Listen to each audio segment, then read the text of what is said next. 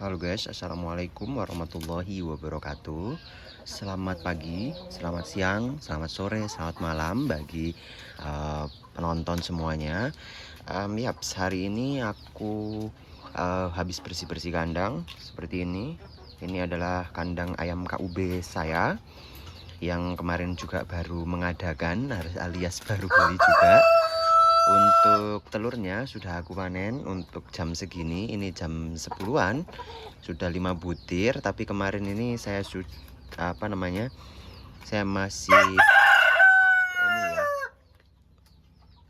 saya masih melihat kalau mereka ini masih maklumi, dia masih stres ya, karena baru datang dan juga ada pemindahan kandang yang kemarin.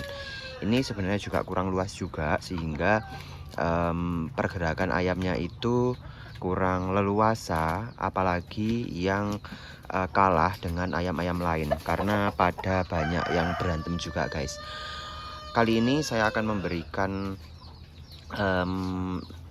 daun pepaya untuk ayam ini. Yang ini kan ayamnya masih terkurung seperti ini, jadi dia tidak bisa artinya tidak terkurung kandang baterai ya guys ya, tapi terkurung di suatu tempat seperti ini. Dan saya biarkan dia tetap free range, leluasa juga untuk mencari pakanan, tapi dia tidak bisa keluar untuk mencari di hutan-hutan seperti hijauan dan lain sebagainya, karena ini ayam KUB saya ternakkan secara intensif, bukan ekstensif atau semi ekstensif. Di sini saya memberikan asupan daun pepaya. Ternyata ayam KUB ini sangat suka. Dan kita ketahui bersama bahwasanya daun pepaya ini juga kaya akan manfaat, terutama bagi ternak alias ayam. Meskipun ada taninya, tapi taninya tidak terlalu seberapa. Jadi masih aman buat ayam-ayam ini. Kita tahu bahwasannya kandungan dari atau bioaktif compound dari bahan aktif ya, artinya di sini dari daun pepaya itu sangat beragam, terutamanya adalah papain juga, enzimnya yang berguna bagi pencernaan ayam. Kemudian yang kedua adalah tentunya kandungan flavonoid ya, beberapa senyawa fenol ataupun flavonoid bisa digunakan sebagai pencegahan antibakteri. Kita ketahui bersama bahwasanya larangan penggunaan pakan terutama IGP atau antibiotik dan growth promotor sudah dilarang di Indonesia sejak tahun sekitar 2019 kalau nggak salah ya, nanti mohon koreksi. Jadi pakan-pakan pabrikan yang telah diproduksi oleh berbagai pabrik itu dilarang menggunakan antibiotik. Even itu pada peternak-peternak kecil atau lokal juga tidak disarankan menambah antibiotik di pakan ataupun juga minum dari ayam-ayam atau ternak-ternak.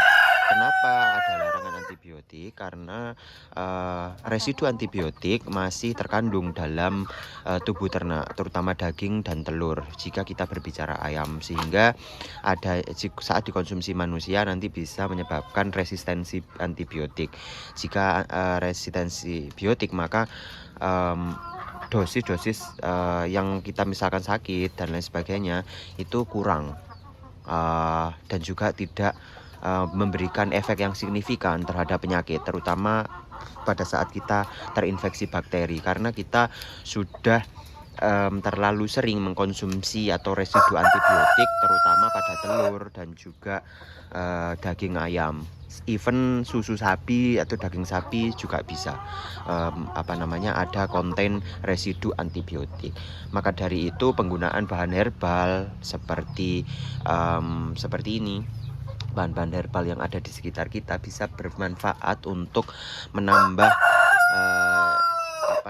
imunitas dari ayam-ayam itu. Karena apa? Karena kandungan fenol pada daun pepaya atau herbal yang lainnya bermanfaat sekali untuk menghambat atau mencegah adanya bakteri yang masuk, sehingga dapat ditekan dengan fenol tersebut, karena fenol merupakan senyawa antibakteri atau flavonoid itu senyawa antibakteri, sehingga penyakit-penyakit ayam terutama infeksi pada bakteri dan lain sebagainya, mungkin mikrobapatogen yang lainnya, dapat diminimalisir dengan kandungan bioaktif kompon yang ada di daun pepaya maupun herbal yang lain.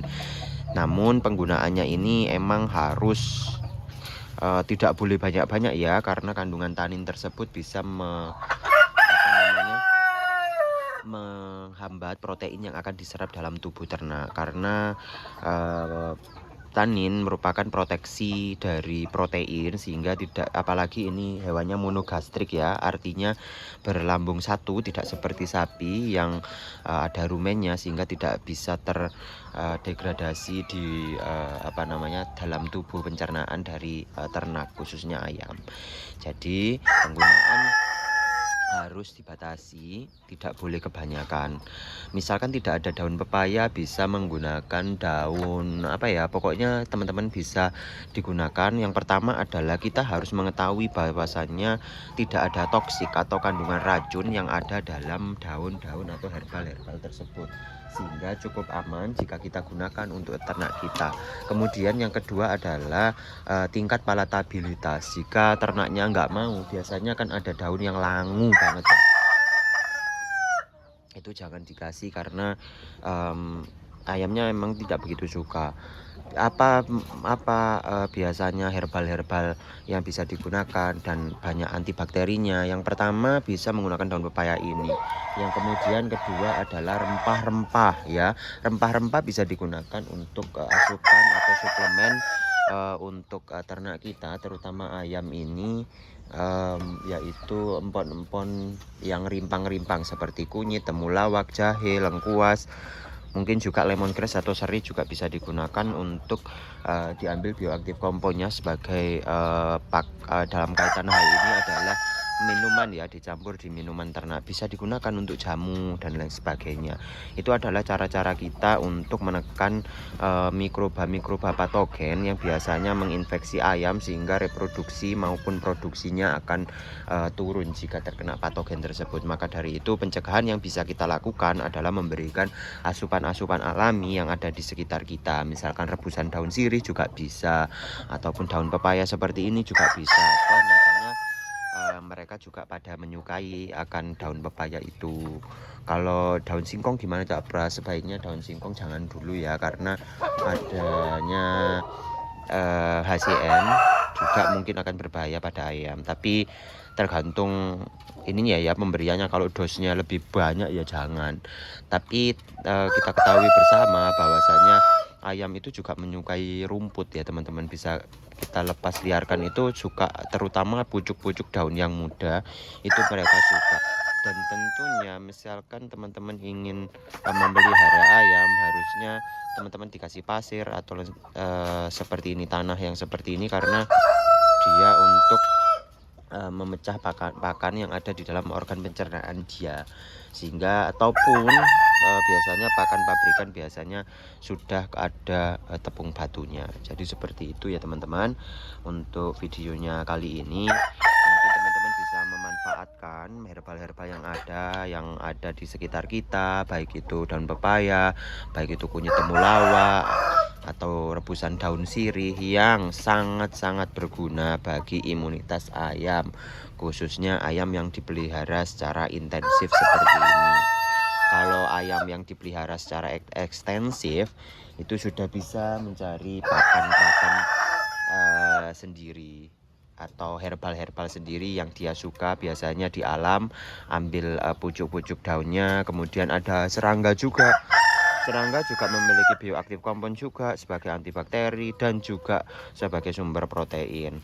Salah satunya mungkin maggot. Maggot juga ada kok yang liar, yang banyak dijumpai oleh ayam-ayam, sehingga dia dimakan maggot, ada bioaktif komponnya maggot sekaligus untuk sumber protein dia. Jadi seperti itu ya teman-teman untuk pemberian herbal ataupun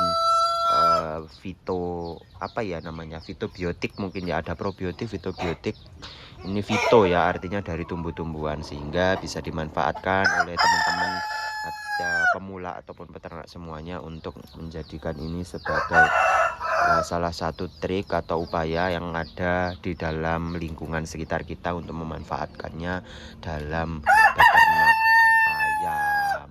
Jadi seperti itu ya teman-teman. Terima kasih sudah menyaksikan. Nanti mohon dibantu like dan subscribe-nya biar kita semangat membuat konten-konten baru dan juga berbagi cerita maupun berbagi video tentang ayam-ayam peliharaan saya, dan tentunya jangan lupa like dan subscribe lagi ya teman-teman. Terima kasih dan assalamualaikum warahmatullahi wabarakatuh.